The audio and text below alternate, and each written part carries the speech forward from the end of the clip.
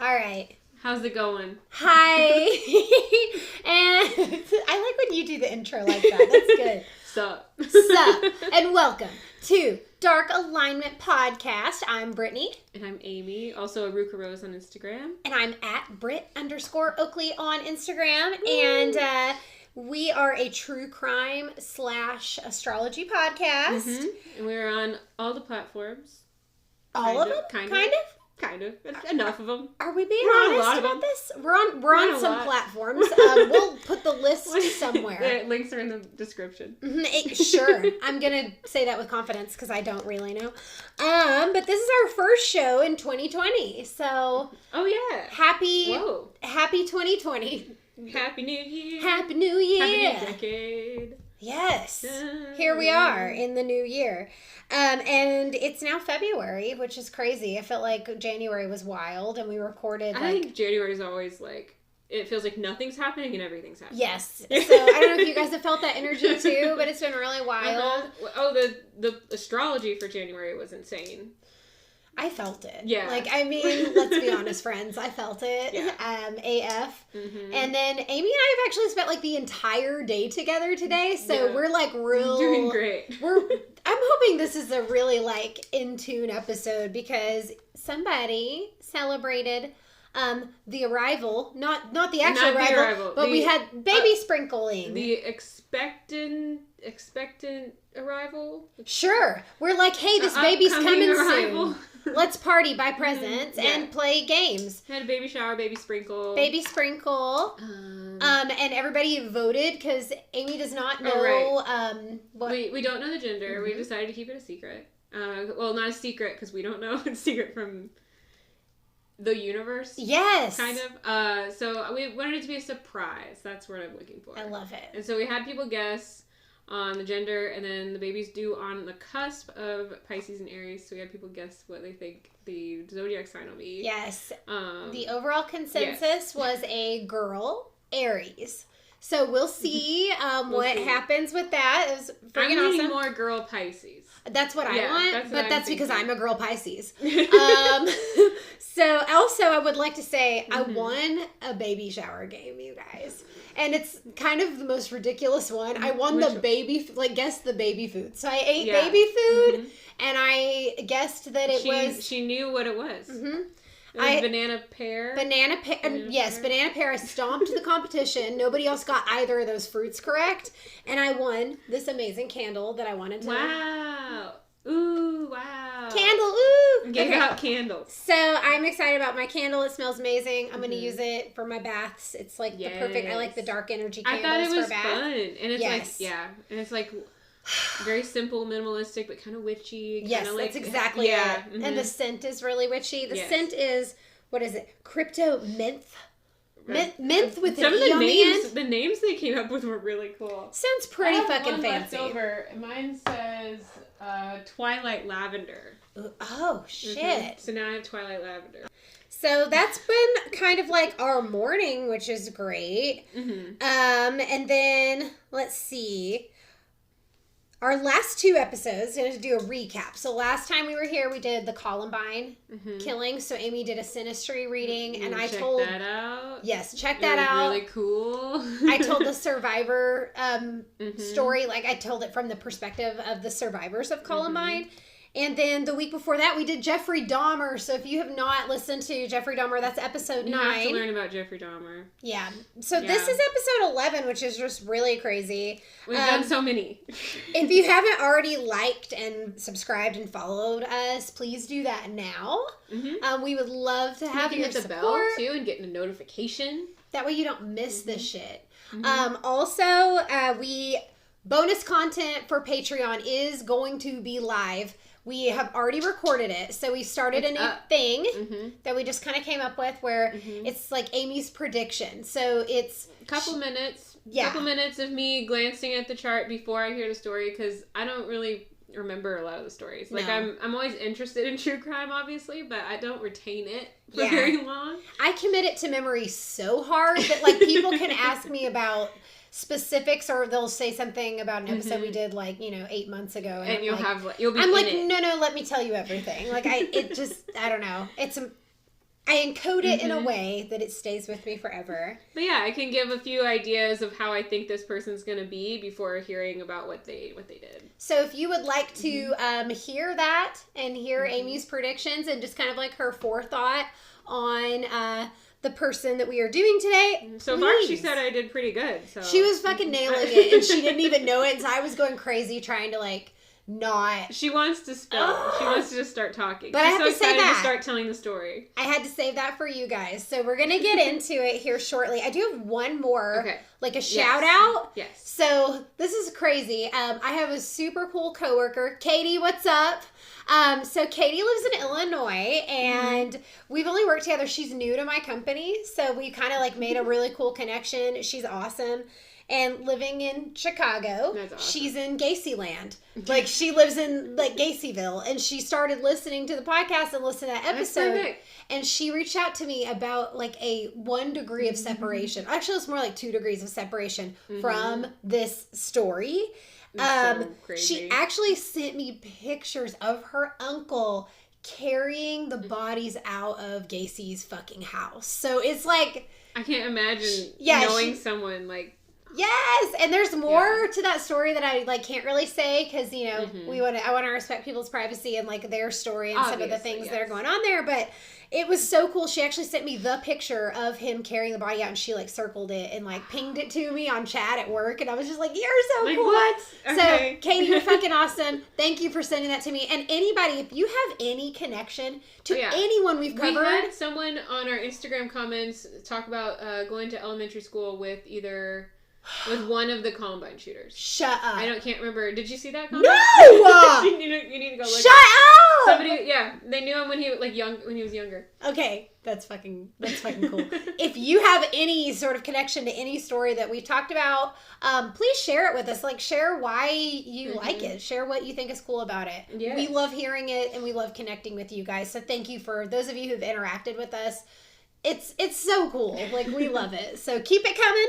Thank you. And without further ado, we are going to talk about John List. So here we go. Most people know this story more so as the List family murders. Okay.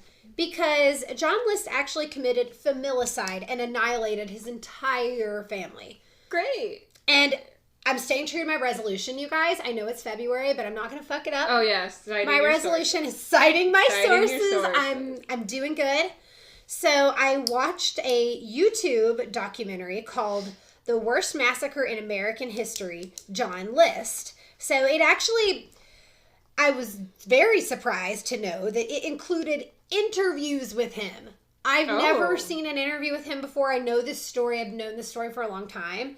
But to see his stupid fucking face, like, and hear him talk about this, it was so upsetting. I was getting pissed off. I kept having to pause it because I was getting, like, mad at him. I was yelling, "Fuck you!" at the TV. So I can see you doing that. Yeah.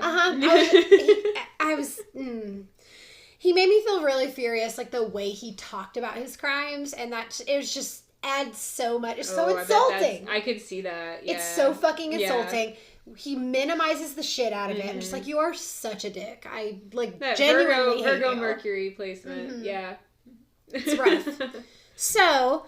The YouTube documentary, the interviews, and then some other bullshit I already knew about the case that I'm not sure how. Some of it I can't cite because I don't know how I know it. I just do. So we're going to go ahead and get into his young life. So John List was an only child with no relatives. Can relate. And his dad was hardworking and very, very stern. Mm-hmm. So his mother doted on him and like was really loving towards him, and they were all really devout Lutherans. Right. So very, very religious. He was raised to be religious and believed it was super important to be like a good Christian. So he was very like, by the book, this is the rules, this is how we do it. And at this point, he also really learned how to repress his feelings and keep everything inside of himself. So that was something from a young child that he was able to do. He just sucked it up, buried all his emotions, and just kind of like went on with his life. And I feel like that's kind of the phenomenon of a lot of our culture, like puts that on young boys especially. Yeah, absolutely.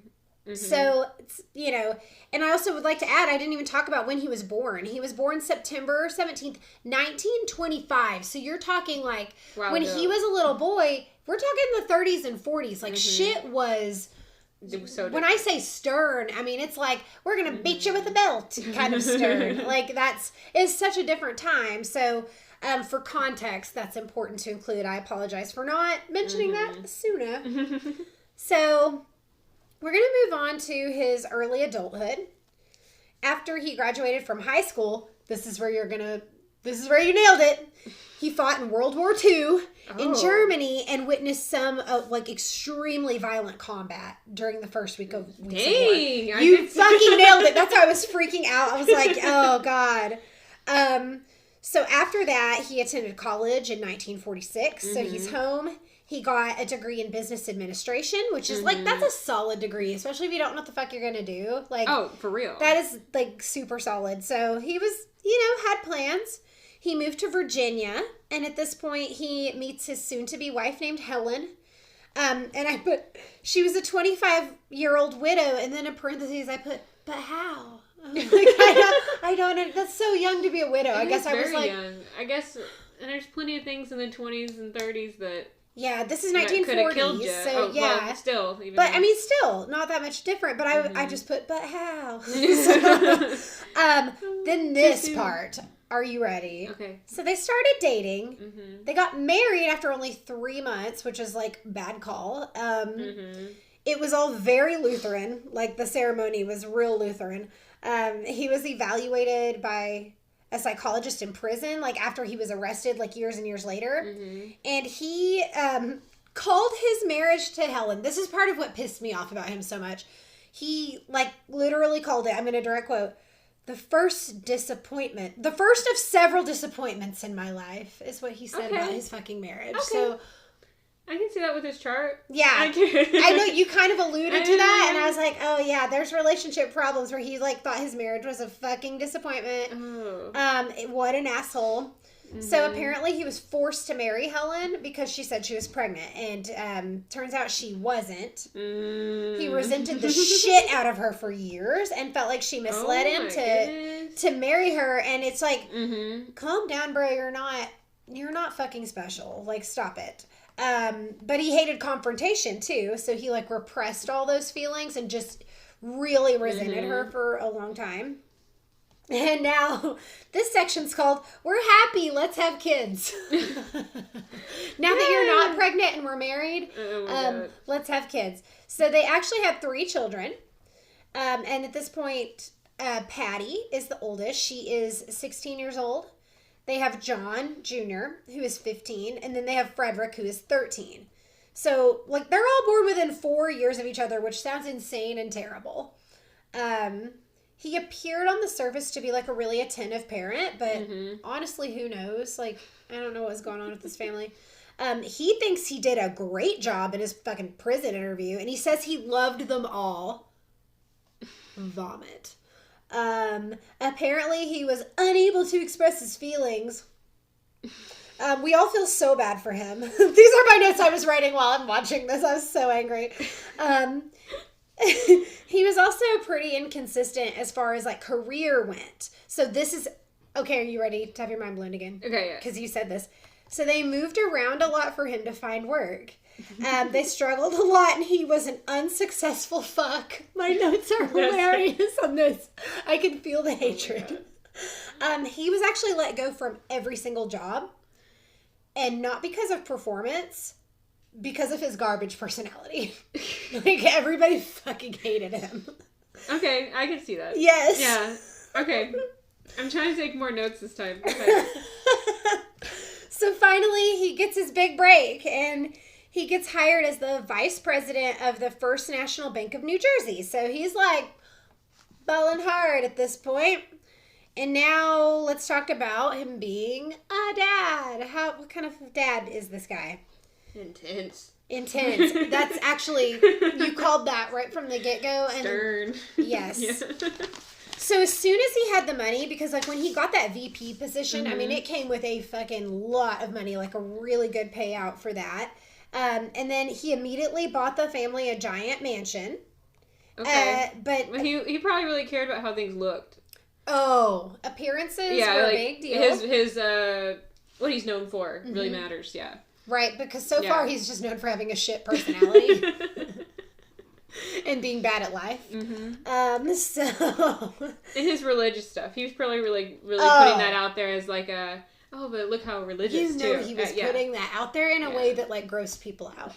Like, it was probably disgusting based on my vibes from him. Mm-hmm. But the thing is, with buying the giant house, he didn't really want to do it. He really didn't want that. But Helen did. Okay. So, that's another, like, point of resentment for him. He actually borrowed money from his mother to buy the house, too. Mm-hmm. So...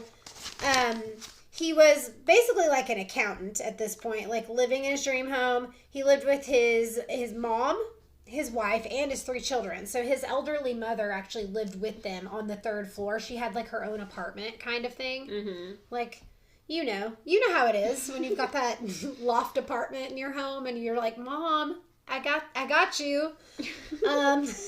We can all relate to that. And, of course, they were all very strict Lutherans, really active in the church.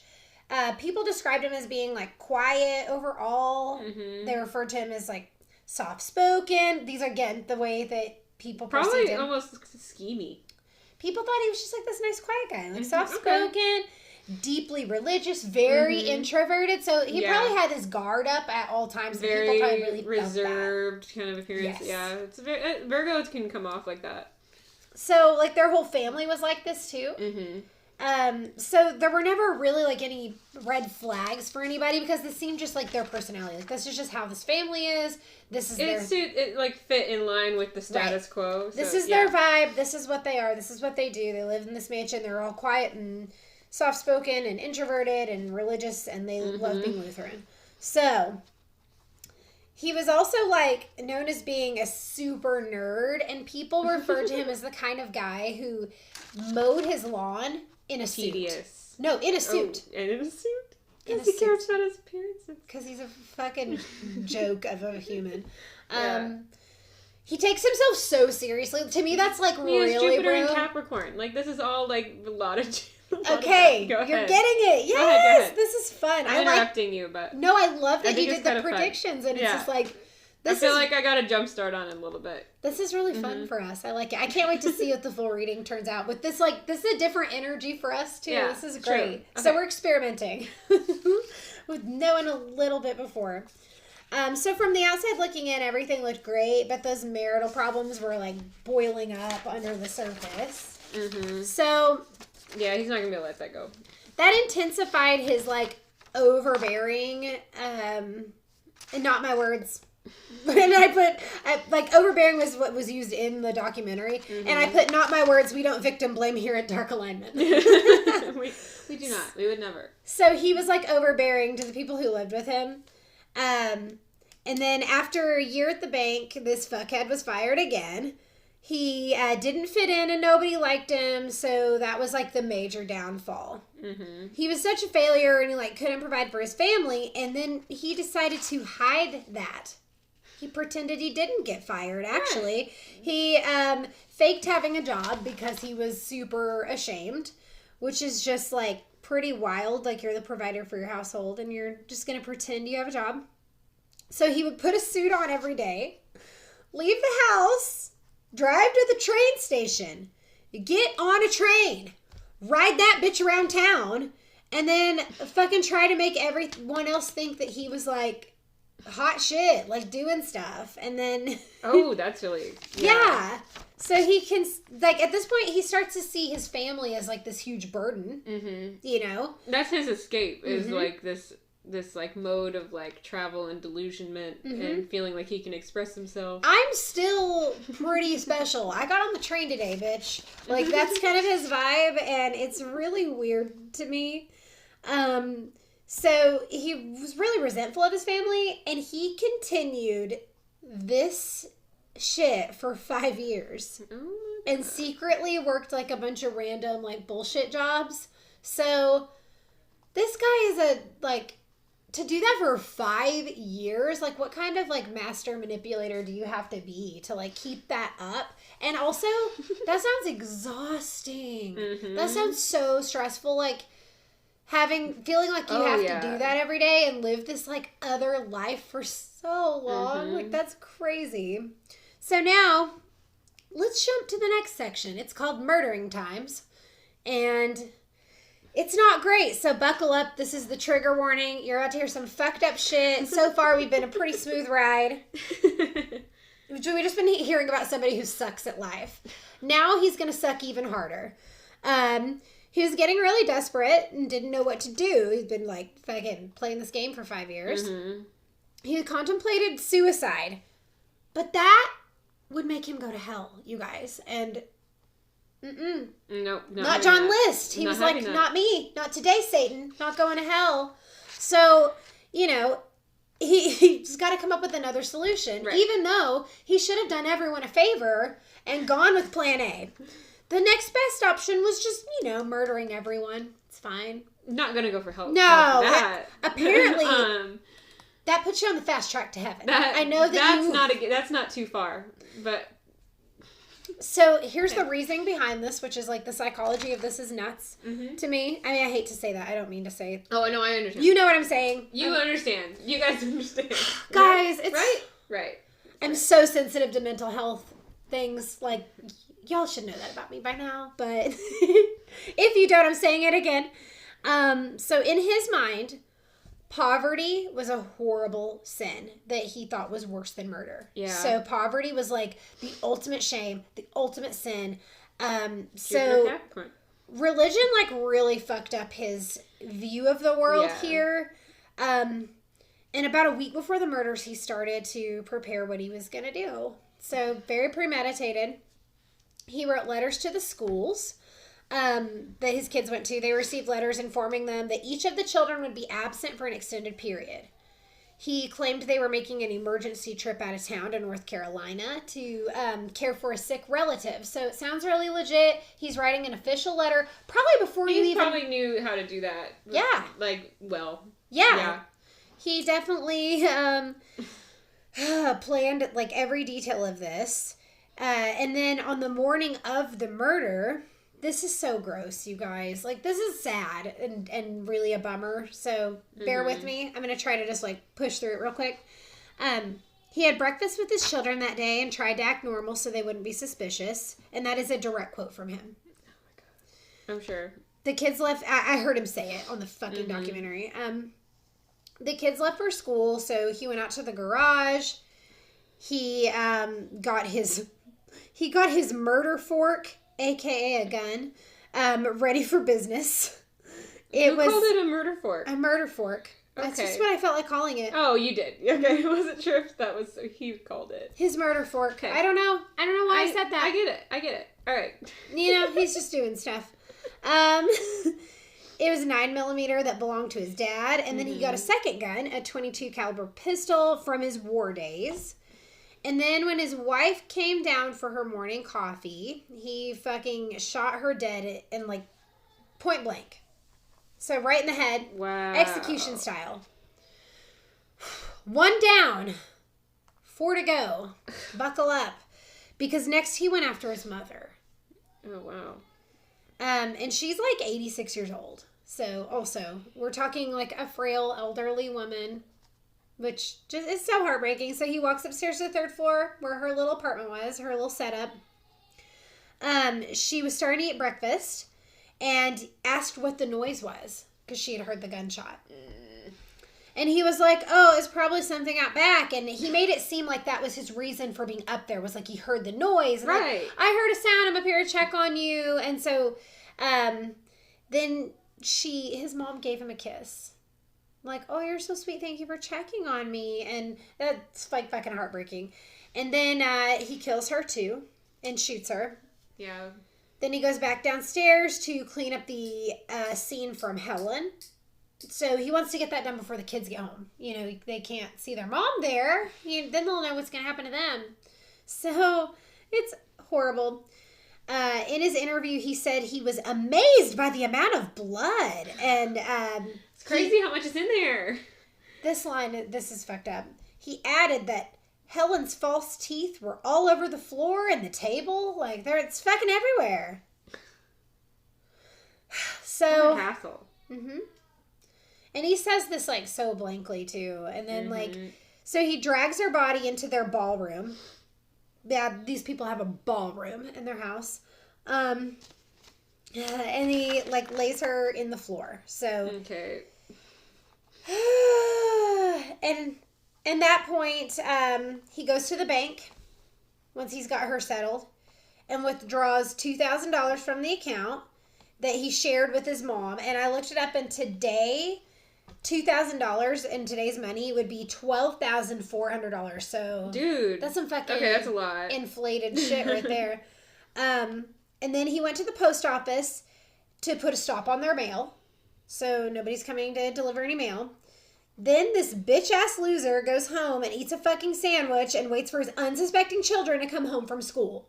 Like, he could eat. He just killed his mother and his wife, and now he's gotta have energy to keep going. The fact that he could eat after that, and, like, right. It's so disgusting to me. It's so disturbing. I hate it so much. So he had plenty of time between those crimes, too, to, like, think about what he had done, and he was still like, yes, this plan is fire! I'm doing it! Mm-hmm. So, more triggers coming, you guys, because we're getting into the children now, and this part's really sad, and really... this part is actually, like, super fucked up. Patty was the first one to get home, so 16-year-old Patty, and her dad snuck up behind her and shot her in the head. Whoa. So, she didn't even see it coming. I hope that it was quick and painless for her sake. Poor baby. He moved her to the ballroom, also placed her body next to Helen's. Okay. Then the youngest son, 13-year-old Frederick, was the next to die. So he got shot the same way. And then instead of waiting for his third child, his middle child, John Jr., to come home, this fucking dick is like, I'll pick him up from school. So that's exactly what the fuck he does, which is, woo. So he went and watched his son play his last soccer game. So he's in public. That's crazy. He's just killed 4 of his family members. He has one family member left. He's just gonna go, like, man. Sitting in the stands. Game. He's at the bleachers. Go, John. I can't imagine that. Can you imagine sitting, like, people sat next to him in the bleachers probably and just didn't know. And if you're one of those people, I want to talk to you. So please let us know if you sat next to John List in some bleachers one time. But it's just really disturbing. It's really sad. It's disgusting. So you watch the game. They ride home in the car together. And this poor kid has no idea his entire family is dead and his father is about to murder him. So within minutes of walking into the house, he was shot in the head. But he did not go down easily. And his dad actually had to chose to, keep shooting him for a total of 10 times. And then this asshole had the nerve to say none of his family members suffered. Keep telling yourself that, Dick. Like, that was he legit made these... This is why I hated him so much. This is why I'm so angry talking about him. It's like, he's going to talk about it in such a practical, detached kind of way. Like, yeah. None of them suffered. It's fine. Like, they all, like, really enjoyed it. But it makes sense because blah, blah, blah, blah, blah. His ability to rationalize. In the interview, his responses were... He actually said, no one suffered. How compassionate. And then he laughed. I was just disgusted, and I hate his fucking face. So, after the murder, List said that he felt really relieved. Everything went as planned. He used the term uninterrupted because he sucks. And then he finally felt like a success and was like, I'm relaxed. I did something successfully. Like, everything else in my life has been a failure, but God, I'm good at this. He sat down in the kitchen for another meal because he earned it and he's feeling good about it. And I think I hate him more than Gacy also for this. He straightened up the kitchen. He went upstairs to bed. He got a really good night's sleep. And he actually said, this is the best night of sleep he had in a long time. now that my entire family has been murdered by me, I am feeling good about all of his troubles. He just thinks he murdered them away. Mm-hmm. Yeah. Mm-hmm. Yep. And I put, good for you, shitface. Mm. The next day, he decides to turn the thermostat down to 50 degrees, which was actually kind of intelligent. He was intelligent. I mean, he did that to slow and prevent decomposition. He turned on all the lights in the house. And then he turned on his favorite radio station, the funeral home soundtrack of, like, classical music. So he thought that, like, having loud music playing in the house would deter people from, like, coming to check it out. Mm-hmm. So that was kind of like a tactic to keep people from entering the house. Like, oh, it's super chill here, you guys. They're listening to funeral music. It's fine. Like, we don't need to go check on it. And also, that's why he left the lights on. So he wanted it to look like people were there. And he actually wrote his confession letter. So. Right. So, like, okay. He wrote a full confession of what he had done and why. And now, the discovery. Because he has this, like, sense of morality. Yeah. Still. He's got to write the letter. And I actually saw excerpts of the letter. I made a photo gallery for us online, so we'll share the pictures on Instagram and Facebook and Patreon, probably, and Patreon and everywhere. So be sure, again, follow us on social media to see kind of the fun extra pieces of this. So for several weeks, the house was totally silent. All the lights were left on, so the house was lit up at night. Like, if you drove by, it's this mansion, which is all the lights on. Like, every single light on. And then, one by one, over time, the light bulbs started to burn out. So, this made neighbors really suspicious. It made people kind of feel eerie. Like, they would notice just, like, one room at a time was going dark. Which, it gives me creeps. Weird, yeah. So, a neighbor decided to call the police. And at this point, no one had seen the family for almost a month. Wow. Everything seemed to be in order, though, by the looks of it. And, of course, like, the notes that he sent to the schools and the stopping of the mail, like, everybody was like, oh, they're out of town. Like, that's no need to worry. But this is the kicker. It was unclear whether or not John's elderly mother, she was actually 85. I think I said 86 earlier. She was 85. People were not sure if she went on the trip with them or not. So then who knows? Yeah. Ooh, that's so because of that, police were concerned enough for a well-being check. There we go. Yes, so that was actually a really. I'm glad that it sucks they were all like there for a month, but finally that gave cause to go into the house, and the police entered through an unlocked window. And they just kind of started looking around, and they saw a light on the second floor, and it was just enough to, like, barely see. So it was really dark in the house. The house was just massive. And in the entryway, they noticed what appeared to be blood on the floor. And then, again, like, the classical music is still playing. So there's an intercom system in this house. So he's blasting this shit over an intercom. Can you imagine how creepy that is to be in, like, a dark mansion? You see blood on the floor. It's been empty. Like, lights are all burnt out. And there's this fucking creep-ass music playing. And it's cold as shit in there, too. Yeah. It's, like, really cold. So, everything about this is just, like, really uninviting. Like, to be an investigator walking into this scene, I can't imagine.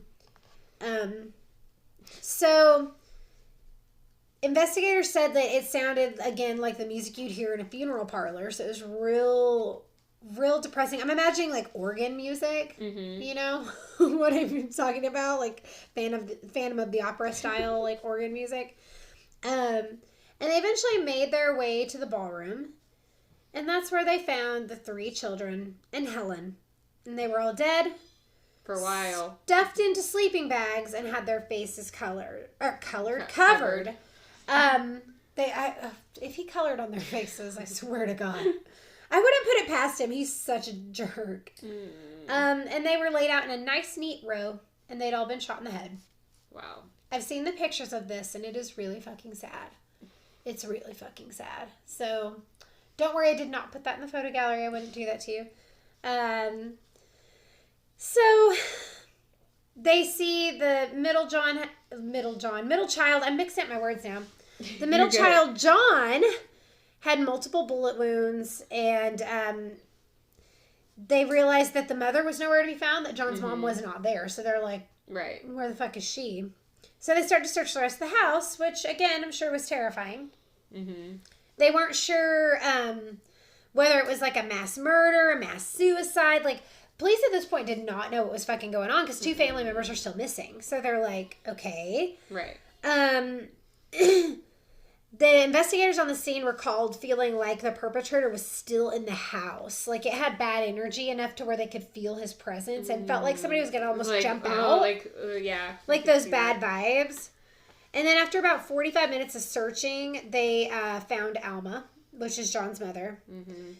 And John is still missing. It's like, where can he be? Where is this one? Yeah. Where's that bastard? Well, he left a 5 fucking page note to his pastor. Wow. Explaining everything he did, admitting but this is why. This is why. And here's some Virgo energy for you. The tone of the letter was, quote, detached and meticulous. That's exactly it. And he confessed that he was facing bankruptcy, so he killed his family to spare them from what he believed was the sinful effects of poverty. Fuck you, dude. Wow. That's horrible. What an excuse. He wrote in the letter, at least I am certain that all have gone to heaven now, and I had to do this. He ended the letter with a chilling detail, and this is where he, told them where his mom was. Even though they'd already found her, he said, P.S., Mother is in the hallway in the attic on the 3rd floor. Just so, that's talking about his own fucking mom that he killed, and he just can say it like that. It just speaks to his character. Mm-hmm. And he's not an emotional type of, no. His emotions are so buried and cold. It's like... Yeah, this is very, very cold-blooded. Also in the letter, he voiced his concern about his daughter Patty's desire to become an actress, which he thought was going to interfere with her being a Christian. So now they are going to find him. Find that fuckhead. Police launched an international manhunt to try to find him, and they put out an APB for his Chevy Impala. They had an entire month head start, he had an entire month head start, so it was really hard to catch up with him. And at this point, he was 2,000 miles away, had boarded a train heading west, started living in a hotel in Denver, changed his name to Robert P. Clark, which is super lame. He worked as a cook at a hotel restaurant in the outskirts of town, and he was living it up. He established a whole new identity. And he loved his new life. He was really happy. Because this is his dream escape. He's done it. Yeah. He's done it! So he claims to have felt remorseful, but all of that faded over time, and then he says that it didn't really cross his mind anymore. He's a winner. He said he was just thankful that he was living a stress-free life. That must be nice. He starts working again as an accountant and meets a new lady through church, of course, at the age of 61. Mm-hmm. And no one knew he was a monster that murdered his whole family. And he ends up living this life and being on the run for 18 years before he's caught. It's insane. Yeah. That's longer than any of his children lived, also. Oh, that's a good point. This is more there. Of his life than... Mm-hmm. Yeah, because Patty was only 16. So he had freedom. And they had kids right after getting married too. Yeah. So it's he really did have a second life. Yep, exactly. Yeah. So that's upsetting. And he was one of the most wanted fugitives on the FBI's list. Wow. And all the tips they got, ended up kind of leading nowhere, and the case was cold, but people still remembered it. And then the show America's Most Wanted is what finally brought him down, which is awesome. Thank you, Citizen Detectives, for, tuning in, watching that. It's so cool, people calling in tips. That's a good point. Yeah. Think about that as, a ramification of the show being on. Yeah. That's really great. Yeah, it promotes, people getting to be involved in, when there's somebody that's just absolutely missing and police have exhausted their efforts and they only have so much of a budget to work on these cold cases, and sometimes like they do need the help. You don't get like marketing for cases normally, but for a show, like, yeah. Right.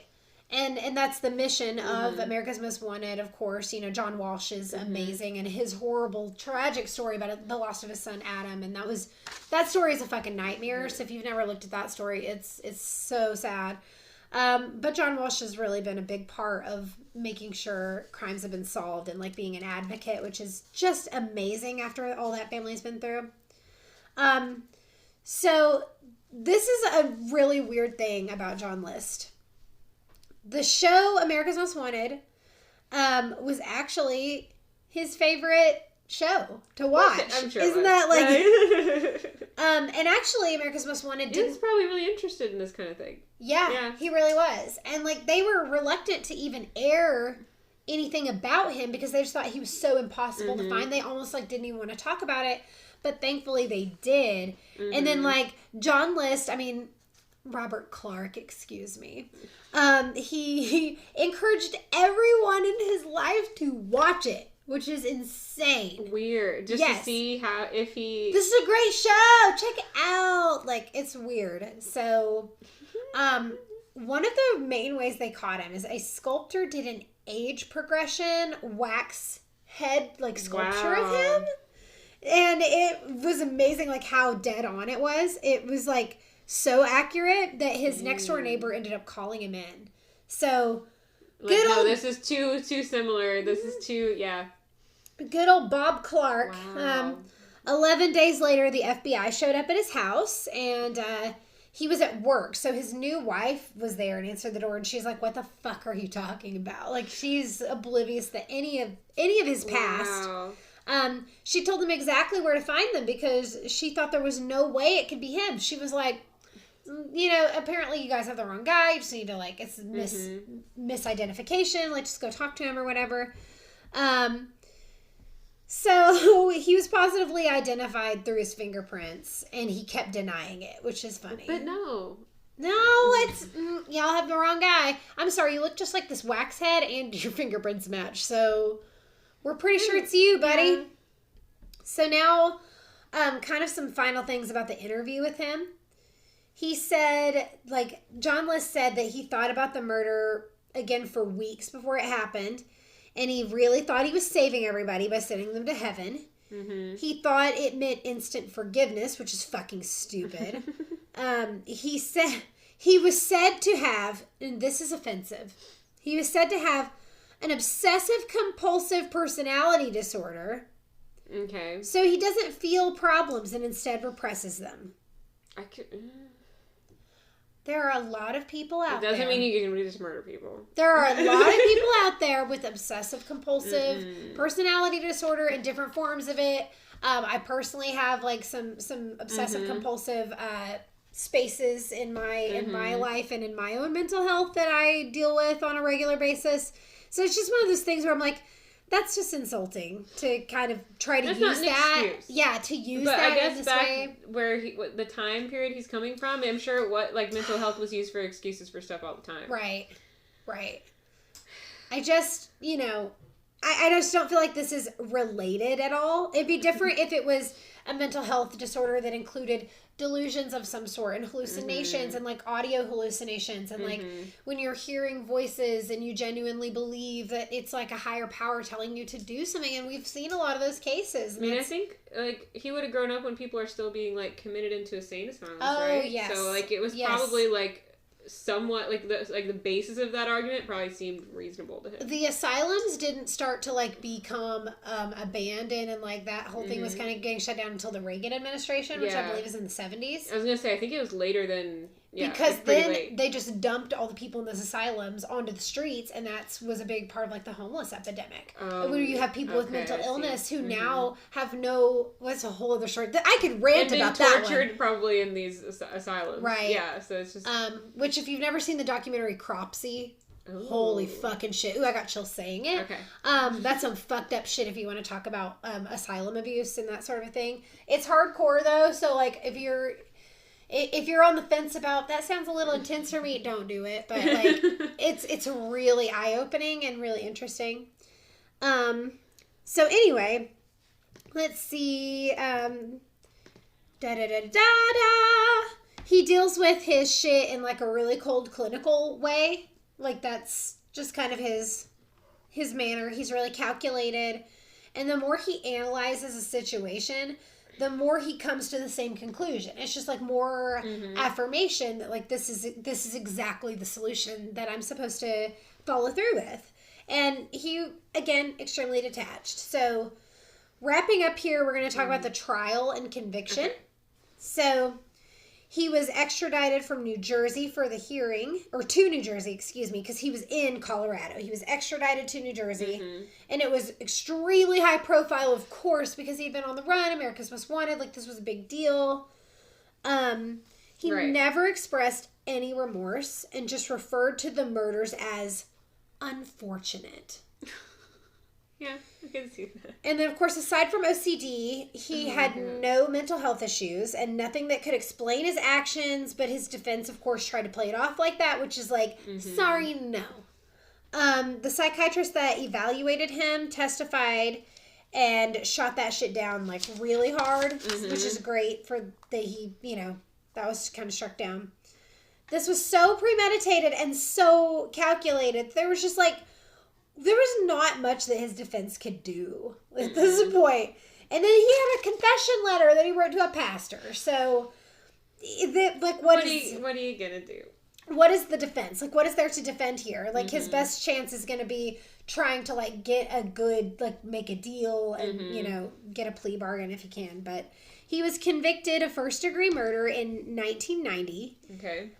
He got 5 consecutive life terms, and he died in prison on March 21st, 2008. He lived to be 83. And this was actually the most severe sentence available in New Jersey at the time. So I feel like if they could have, given more of it would have been more. Then they would have given him death. If they, this is definitely like death penalty worthy type case, in my opinion. I'm not like huge proponent of the death penalty. I'm definitely not against it. I just want it to be like concrete evidence, like you 100% did it. I need DNA. I need a confession letter like this where it's literally like, who else would have benefited from killing his entire family? No one. Like, these are the type of cases that I think should be reserved for the death penalty, but that's just my opinion.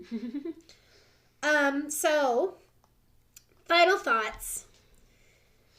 John List had the nerve to say that he felt safer in prison than out in the world with all the unsafe drivers who had road rage. Oh my God. If that tells you, that's just kind of like his personality in a nutshell. But prison's just way safer. Have you been on the interstate lately? They have road rage like crazy. I just can't even do it. I can't even make my daily commute. It's reasonable. To my fake ass job. It's more reasonable to be in prison, really. So... He's so annoying. Like, I just This is really the right thing for me. This is really how things should go, how things should be, very practical. And I'm hoping that he's, burning in hell, and he probably is. So, there's a twist also. This is a really fun ending. So, we're ending on a light note, kind of, this will be 2 weeks in a row. We've kind of ended on a lighter note, which is good. So, his fancy-ass house, he actually had a stained glass ceiling in the ballroom. And apparently it was worth over $100,000, which would be more than $620,000 today, because it was done by this famous artist named Louis Comfort Tiffany. That would have solved his entire financial situation.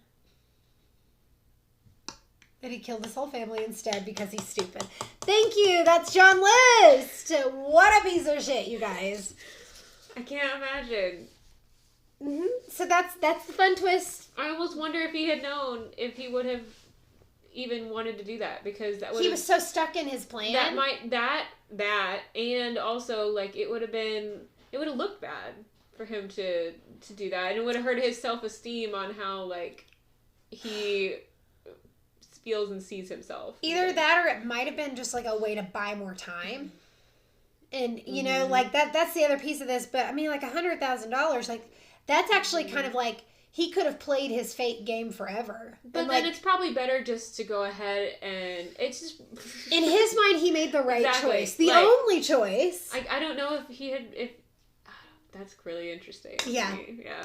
So you guys, that's John List, the story of the List family murders and the horrible, horrible, tragic deaths of Helen, Patty, John, and Frederick, and Alma List.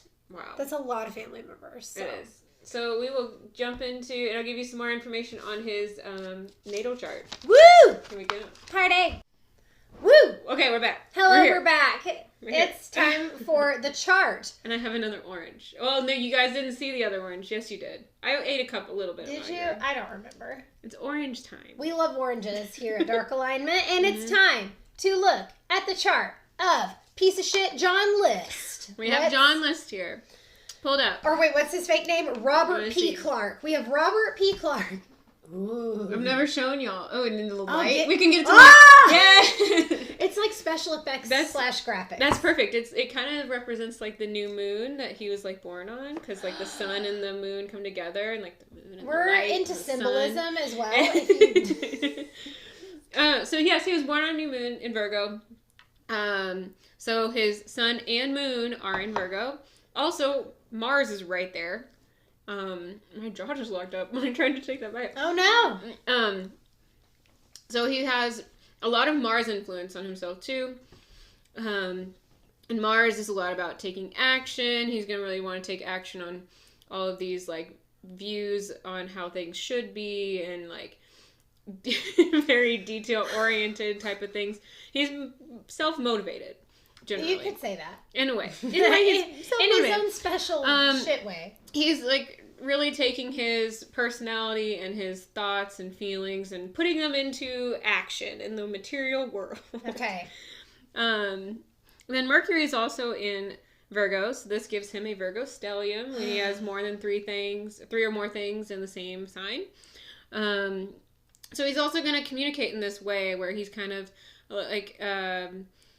for his chart specifically, kind of detached, because normally you really would say detached more for like a couple other signs, but Virgo, his Virgo is looking is kind of detached communication, very like practical, like this and this, and so this these are the reasons and this is the conclusion. Or, it's like step by step, right? Like, it's very like if you've ever taken a logic class, like breaking down an argument like that. It's like it's very practical. It's just very practically minded. That's the way he like rationalizes things so much. And the way he'll come off talking about his crimes as so like minimizing and distant and cold and this and then this and then this and then like that's just was unfortunate. That's where my mom is. Yeah. Well, that's where she is. Very matter of fact. Yeah. Okay. Yeah. That's a good way of putting it. Yeah.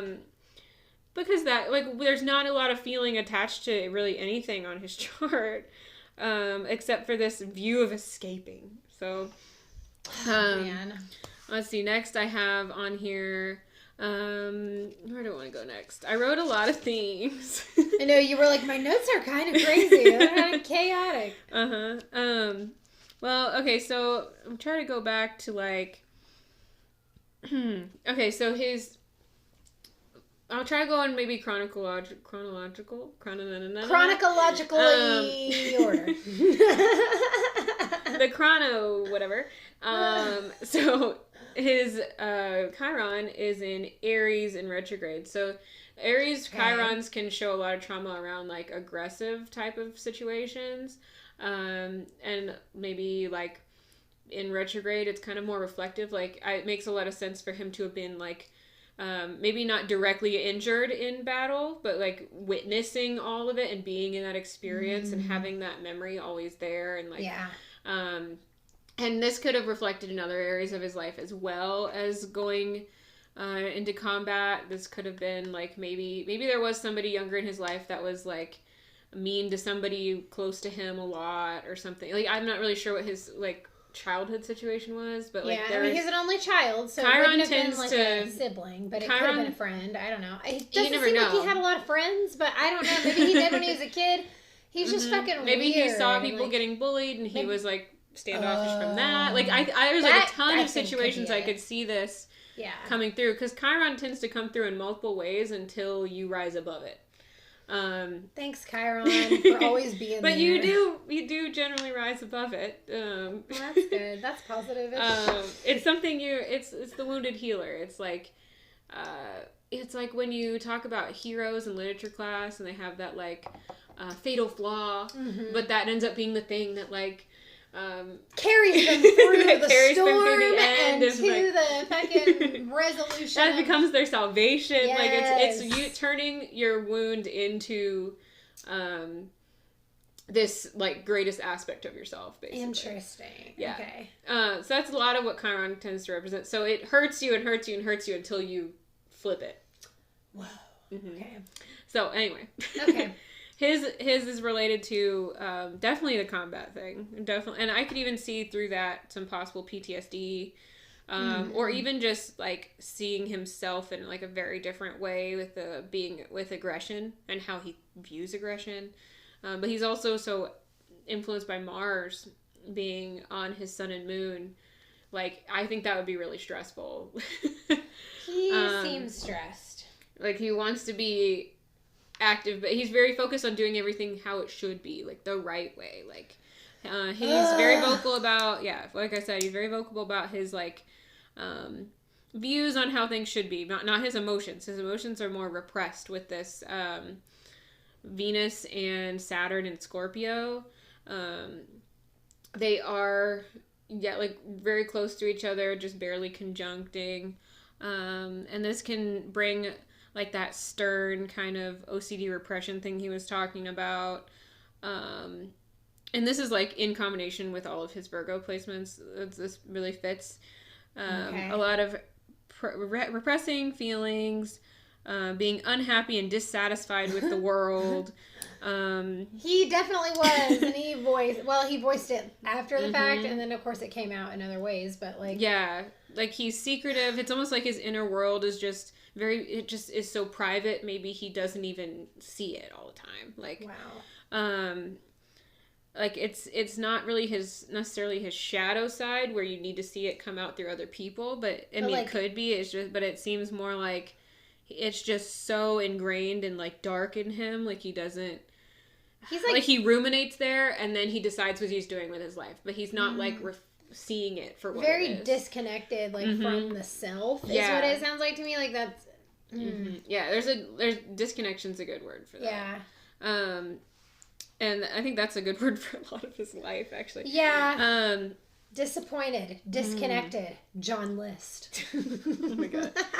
But Saturn in Scorpio also makes you very like unyielding and tenacious and like seeking kind of like a discipline, power and discipline, hardworking, but almost mysterious, you know? Like how are they able to do all of these things? Yeah. You know?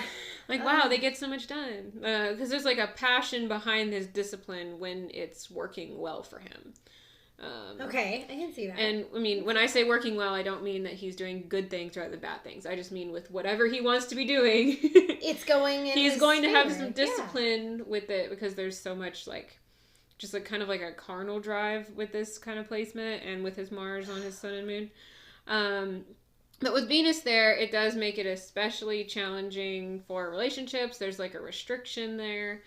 But also this feeling like he needs to like make it work. That's definitely what he was trying to do. You know, I got to get on that bus today. I know I'm not going anywhere essentially, but I need to get on that fucking bus. Yeah. And pretend that I am. Like that was his and then it's in Scorpio, so this is like also telling of secrets. There's kind of like a secretive like underlying energy. Like Scorpio is always looking for what people's intentions are and like what needs to be not fixed, but like kind of transformed. Like I think his marriage, which I'll go there next, is really telling on the chart, because he has he was misled into it. So it's almost like it's also opposite his Chiron. So it's like there's this trauma associated with it, and then he has this secretive scorpionic intense kind of like lead in being just deceived into a marriage. Juno is about marriage and commitment. Okay, there's something I need to address at this point that I don't know why I didn't talk about it sooner, but it just jogged my memory. So this piece of shit believes that murder is like fine, being poor is terrible, but apparently like this super Christian-y guy, he thought he got her pregnant before they were married. He's cool with premarital sex. It sounds like he just picks and chooses. Oh yeah. What he wants to fucking freak out about. And sorry, I keep hitting your computer. But like he justifies everything he does, and he has to because it's that Virgo energy of like feeling you have to like have a reason behind it. You should be right. You should know better. You should blah, blah, blah. Like a lot of the air signs have issues with that, with their moon placements especially. Yeah. It's like, well, I should have known better than to feel this way. Or I should have known. I mean, I can relate to that. Yeah. I have a lot of air. I've got we've got air moons. But that's just like one of the things that really frustrates me even more about him is like, you know, you want to go buy the book, but your book was written by a fucking squirrel. So, right. Like he can't acknowledge that I'm sorry. He's taking a different approach either because he wants to. I'll get into his thing about reputation. Please continue. I just needed to, as we got on that subject, I was like, let's talk about this thing that I like didn't go into that I should have because that's interesting. Yeah, it's annoying. Okay, King of the Lutherans, like all of a sudden he's so high and mighty. Yeah. But I can have premarital sex. I'm not even mad at her. And I also thought, like, what if, back then, I don't think they didn't have fucking decent pregnancy tests. It was like in the 1940s. She could have had a miscarriage. Oh, that's very true. She might not have even tried to deceive him. But in his mind, definitely. It doesn't matter because in his mind she did. But, like, in reality, that might not have been the case. Like, it's not like... maybe she didn't blatantly lie about pregnancy. She may have actually thought she was pregnant because she skipped a period or something. Like, I don't know. Who knows? It could have been, anyway, sorry. I didn't mean to rant. I think that's a really good point, though. It frustrates me. Everything about this story frustrates me, but that's just like, it's like a sticking point. We've got a moth situation. I know, I'm seeing a few moths. I'm going to have to figure something out. They love us. Okay. Yeah, and so Venus there, and like entrapment thing, and so these are all both Venus and Chiron retrograde are both square his North Node conjunction. Okay. He's got North Node retrograde in Leo, conjunct like right on top of Ceres and Lilith. So Ceres is about your foundation for love, your basis for like comfort. It's almost maternal feeling. And then Lilith is kind of your self-empowerment and your sexuality and how you really push to make things like happen in the way you need them to for yourself. So so I'm just like, I'm frustrated sometimes seeing. Yes. Okay. Everything about him is frustrating, so it's fine. Everyone thinking about everyone is frustrating. Yes. So this marriage, especially with his love life, has been like a history of making him feel disempowered and a lie like on his life path. Like he's moving forward on his life path, but through like what he views as deception at least, and people undercutting him and taking advantage of him. So he sees it as like, and like not like a true love really either. So that kind of ruins like how he views love in general, his foundation for love. And he feels like he probably doesn't ever feel like he's on the right track. Like he wants to do things how they're supposed to be done because he really cares about that. He really cares about his reputation too and how people see him being on the right track. But he feels like all of these things, like his trauma and his love and like how it's all like just setting him up for failure a little bit. Like that kind of makes his hatred for the world even worse. Like not really the world, but like how things are actually working, like rather than how they should be. He has a lot of failures. I mean, like very kind of almost idealistic. Yeah. Yeah. His South Node then puts it in Aquarius, so he has this idealistic thing from his past, but that's not. He needs to be overcoming that into this Leo place, and he's of expression.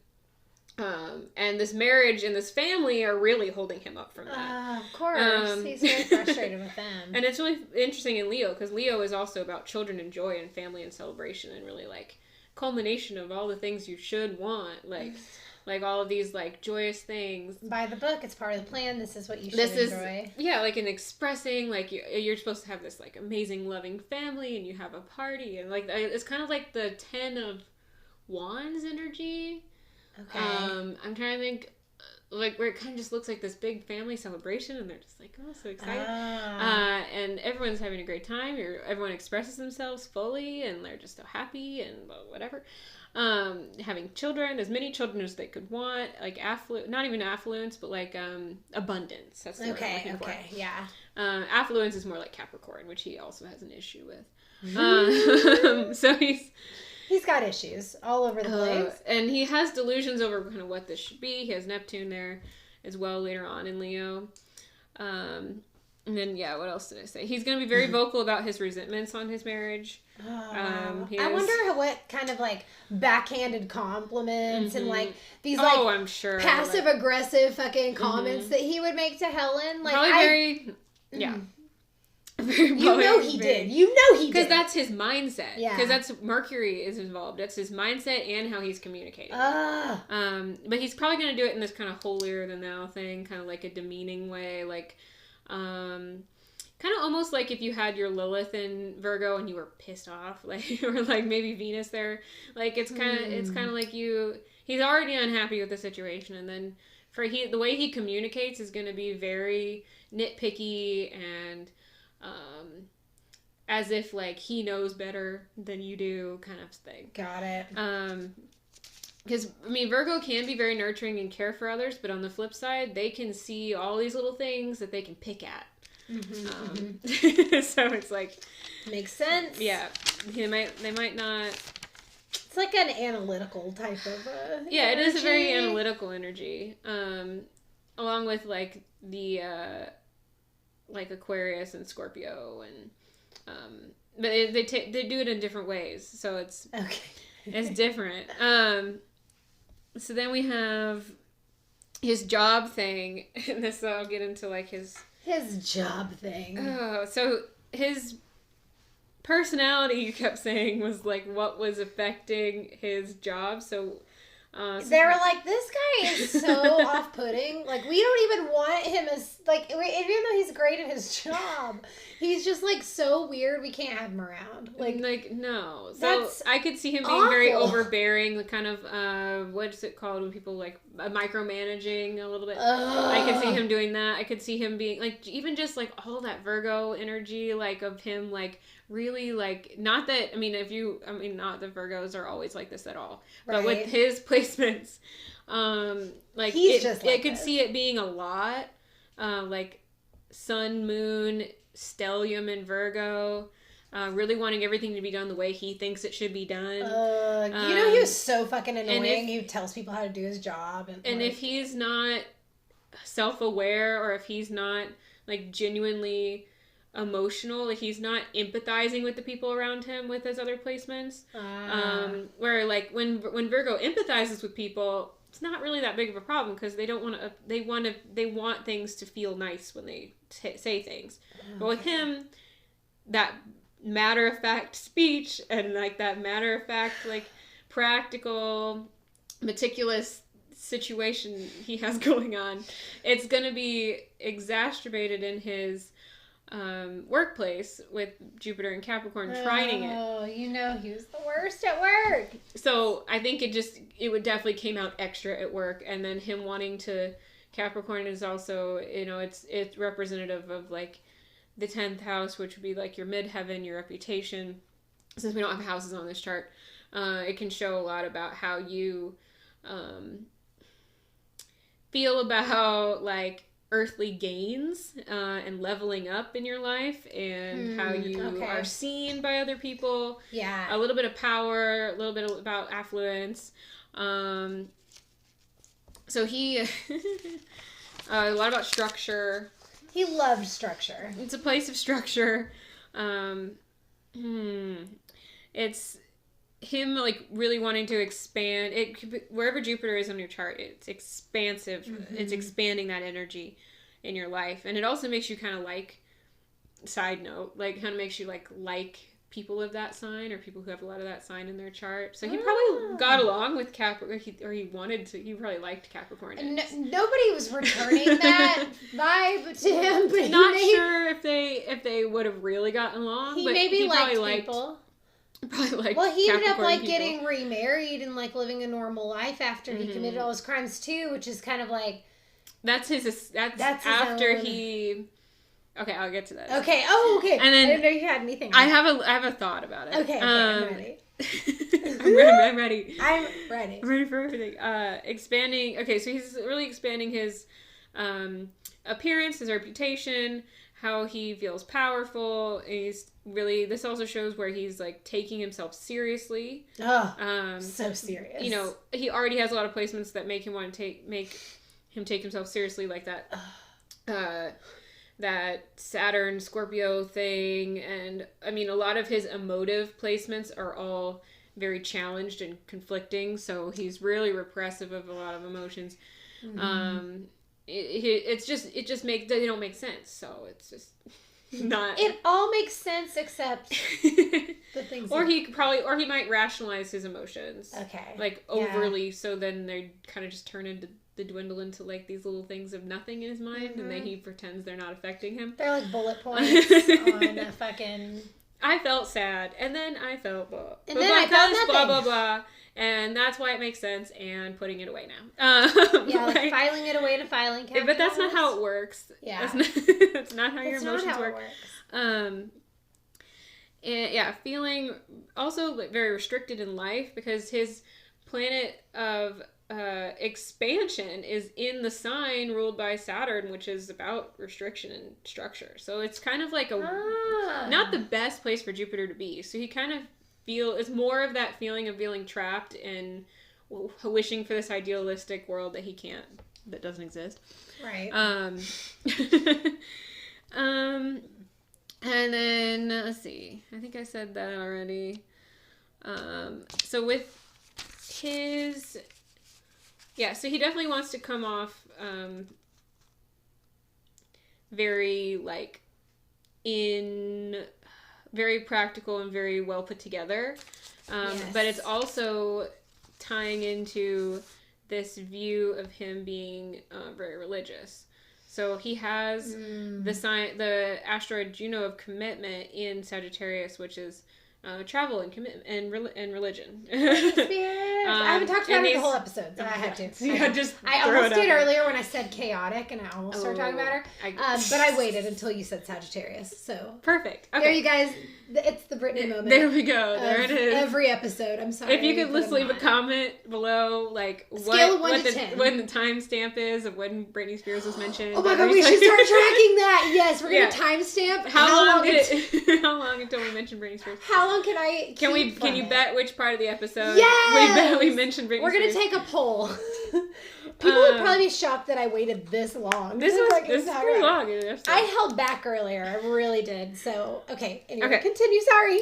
He also has Pholus there. So Pholus is extra. You're being like extra of something, almost taking it too far, whether it's for like for better or good, or better or worse. He definitely took it too far. So he's really going to be committed and really take it really far. If it's about travel, if it's about feeling free, if it's about feeling connected to spirituality,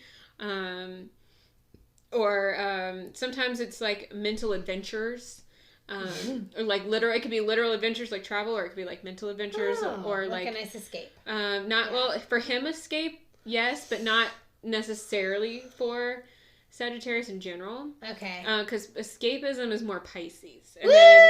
And then yes, this like sense of wanting to be able to feel free enough to go on an adventure is kind of like, it's like that liberating kind of like it's the dream thing. That's the Sagittarius side of it. If that makes sense.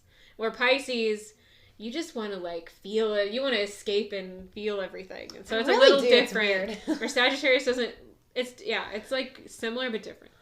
People are scared of that feelings part. Not a Pisces. We want to go in hard. Where a lot of Sagittariuses can really like escape, like not escape. They can really kind of distract themselves with all this adventure from their feelings sometimes. Where, like, Pisces is almost, like, really... No, like... Pisces is not doing that. Diving into the feelings is the escape. Like, that's diving like part into, of the escape. Yeah, it's like a piece of it. Like, okay, I have to go on an emotional journey to, like, escape in that way. Right. It's interesting. We're, like... think of it too, like Pisces is a water sign and then Sagittarius is a fire sign. So water sign, you're really more in the emotional space. Fire sign, you're making things. You're doing things. Yeah, that's like a do. Whether it's mental or whether it's actually in front of you, like you just want this like liberation, freedom thing. I love it. Yeah. So that's kind of where he's heading. It can also show like higher education because you're really like adventuring through these like textbooks. I don't know, you know, like you're learning. Like learning is an adventure in itself in this placement. It sure is. Stay in school. Can also look at like if you were going to have like a new teacher or guru come into your life. Like you look into like Sagittarius in the 9th house kind of thing, just for people who are interested. Okay. So anyway, I was saying. As I was saying. I just got so caught up. Yeah, he's really going to be committed to, like, traveling. And, like, you can see every time he starts an escapist kind of... For him, this isn't part of his escape system because it's trying to Neptune. And it's also square to Uranus, which is in Pisces in retrograde. Okay. It's also... That trine to Neptune is forming a grand trine with his Chiron in retrograde. So from this, we're seeing his trauma tied in, his delusions and illusions on life tied in, the sense of wanting to escape, with this really like extra element of the Sagittarius energy of wanting to like be free and travel and go on these adventures, you know? So like every time like he had to get away from this family life that he felt like he was pushed into, like this unfeeling weird family life, he would just go, his alternate to that would be to go into this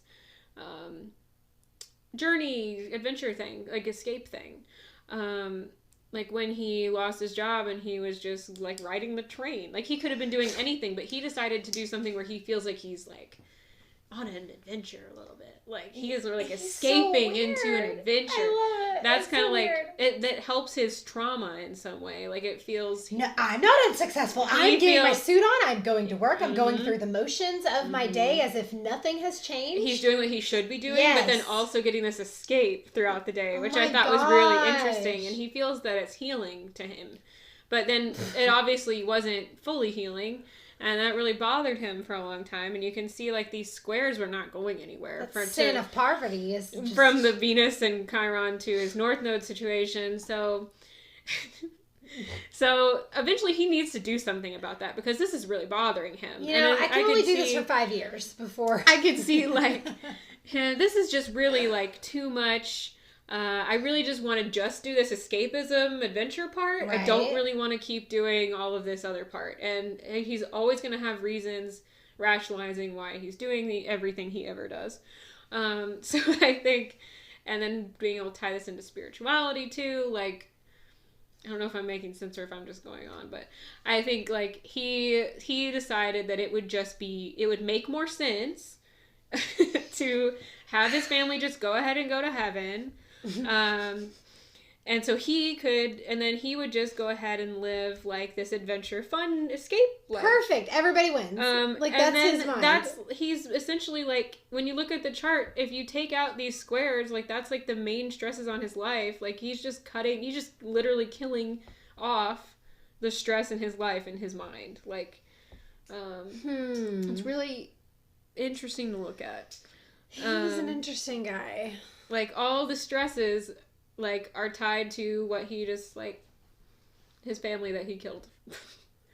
And then he left, like, this grand trine energy, like, oh, I'm going to do this I'm just so committed to travel. I mean, you did it for 18 years. That's really crazy. Yeah, really committed, like, able to, like, continue on with the deception in Scorpio. And then live a new life and start over with a new name and, like... pretend none of it ever happened. Like, that's the wild part of the story. Like, I mean, the whole thing is really crazy and terrible, but then, like, to go on and just act like it never happened, live a totally different life. It's beyond. And the way for him to, like, turn things on his head, like, with that Uranus retrograde in Pisces, like, that's kind of, like, where you find, like, this innovation in yourself, like, where you find this change. And for him, like, change is going to be about, like, very unexpected, like, it's his unexpected, and it's unexpected with his, like, escape thing. I'm trying to make that make sense. Because, like, his unexpected, like, change, like, big life change is going to be about escaping. That's how I'm trying to phrase it. Going on the lam. But in a logical, meticulous way. He's interesting. Okay. Yeah. I think I covered everything that I was going to say. Okay. We didn't talk about his, like, getting remarried, though. That was the only thing. Did you? Yeah, because I wanted to hear your thought on that. Because that's part of his escape. Oh, okay. So, like, this grand trine that's left over after he kills off his squares that he thinks this is going to solve his problems. It's the same energy, because he does have Juno and Sagittarius, but with that square that he had on it, it's, like, more tied to, like, all of the deception and the other stuff that was going on. I don't know how to explain that. But he does have, like, moth. That damn moth. Stop it. We don't allow guests on this podcast at this time, and it's not going to be a moth if we have one. No. Just don't get in my face, please. Fuck you, moth. Just get out of here, bitch. Stay out of my face. Anyway. Sorry. but since it's part of his escapism energy, like, it ties into that. Like, I could see him getting remarried when he's, like, having his escapism fun life, you know? But the first, I could see, like, there's probably still a lot of, like, mental issues for him with marriage. I'd be really interested to hear what she would say about what that marriage was like. That relationship. Yeah, because she was with him for, I mean, let's see. I don't know. I put down, like, important dates, so I don't think I know, like, when he got married. I know that the murder happened on November 9th, 1971, and he was not apprehended until June 1st, 1989. So... yeah, I don't know. He's still not a feelings kind of guy. Yeah, like, there's still a lot of things that aren't changing. He just... John List. Yeah. He really needed to find a way to express himself in a better way. And he never did.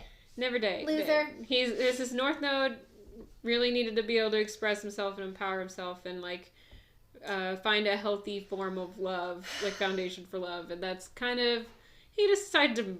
be easier just to murder everybody. And that's terrible. Yeah. So, all right. Is that him? Any more thoughts?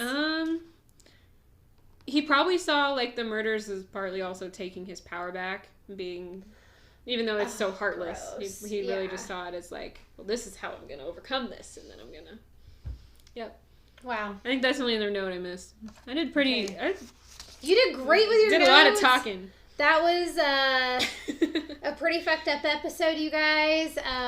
We really appreciate y'all tuning in every time that we do a show. I know it's been a little crazy as far as our schedule lately, and obviously Amy's having a baby real soon. It's we're not going to stop doing this podcast. No. We're going to, keep coming out with more content, more Patreon content. We want to, have some more bonus material, just like shorter videos, rant videos. So stay connected with us and follow us at Dark Alignment.